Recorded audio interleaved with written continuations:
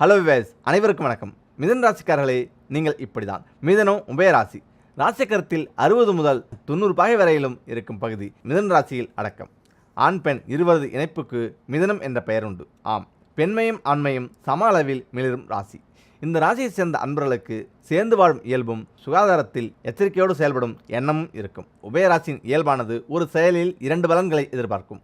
அவ்வகையில் இந்த ராசியினருக்கு இரு பொருளில் பேசும் திறன் இருக்கும். ஒரு கல் 2 மாங்காய் என்ற இலக்கு இவர்களுக்கு இருக்கும். இவர்களின் செயல்பாடு விருப்பத்துக்கு இணங்க மாறிக்கொண்டிருக்கும். ஒரே தருணத்தில் பல வேலைகளில் கண்ணோட்டம் இருக்கும். தீராத பிரச்சனைகளை தீர்த்து வைப்பதில் ஆர்வம் இருக்கும்.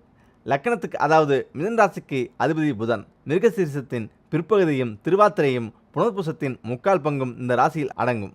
அதேபோல ராசி சக்கரத்தின் கோணராசிகளில் முதலாவது மிதுனம். இங்கு எந்த கிரகமும் உச்சமோ நீச்சமோ இருக்காது. மிதுனம், துலாம், கும்பம் ஆகிய 3ம் முக்கோண ராசிகள். இவற்றில் அடங்கிய நட்சத்திர பாதங்களுக்கு தசாகாலம் ஒன்றாக இருக்கும். அதேபோல சுக்கிரன் 5இல், சனியும் 9இல் பல வழிகளில் நன்மை செய்ய காத்திருப்பர். எனவே இந்த ராசிக்காரர்கள் உழைப்பில் செல்வம் பெருகிட செல்வசீமானாக விளங்குவர். இன்பத்தை அனுபவிக்கும் திறனும் நிரம்பியிருக்கும். 5க்குடைய சுக்கிரன் விரயத்துக்கு, அதாவது 12க்கு அதிபதி. ஆகவே பொருளாதாரம் மேல் கீழாக தடுமாற்றத்தை சந்திக்கவும் வாய்ப்புண்டு.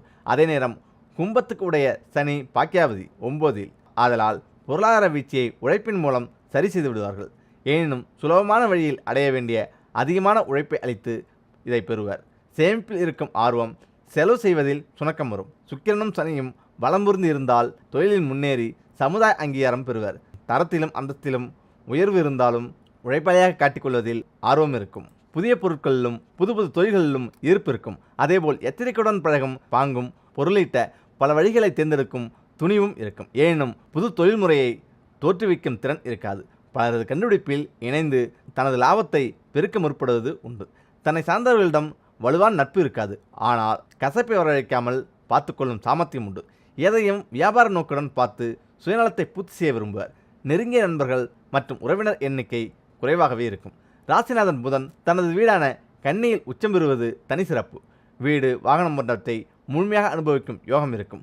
புதன் கர்மத்தில், அதாவது 10இல் மீனத்தில் நீச்சம் பெற்றிருந்தாலும் பூர்வபுண்ணிய ஸ்தானாதிபதி 5இல் சுக்கிரனின் உச்சராசியாக இருப்பதால் பொருளாதாரத்திலும் தொழிலிலும் கல்வியிலும் அகண்ட இடைவெளி ஏற்படாமல் இருக்கும். அதேபோல தொழில்துறையிலும் வேலையிலும் சங்கடத்தை ஏற்படுத்தாது. எதிரடையான மற்ற கிரகங்களின் தாக்கத்தால் தரம் தாழ்ந்தாலும் அடிமட்டத்துக்கு போகாமல் திரும்பவும் துளித்துவிட்டு செழிக்கும் வாய்ப்புண்டு. அதே நேரம் சூரியன் துலாத்தில் நீச்சம் பெற்றிருந்தால் தொழிலிலும் பொருளாதாரத்திலும் செல்வாக்கு குறைந்து மன அமைதியை இழக்க நேரிடும். மிதுன நவம்ச தசைகள் ஆரம்பத்தில் செவ்வாய், ராகு, குருவாக இருக்கும்.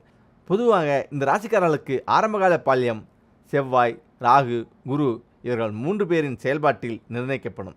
இளமையும் முதுமையும் செழிப்பாக இருக்க இடம் உண்டு. உண்மையில் பால்ய காலம் விளையாட்டில் கடந்து போவதால் துயரம் அல்லது மகிழ்ச்சியின் தாக்கம் பெரிய மாறுதலை ஏற்படுத்தாது. சனி, புதன், கேது, சுக்கிரன் தசைகள் படிப்படியாக செயல்படும். மிதுன ராசிக்காரர்கள் புதனை வழிபடுங்கள். சுக்கிரனையும் சனியையும் சேர்த்து வழிபடலாம். புதன், சுக்கிரன், சனி ஆகியோரின் மூலமந்திரத்தை பயன்படுத்தியும் வழிபடலாம். அன்றாட வாழ்வில் சந்திக்கும் துயரத்தை எளிதில் தாண்ட இந்த வழிபாடு வரப்பிரசாதமாகும். இதில் செவிகளில் மச்சம்.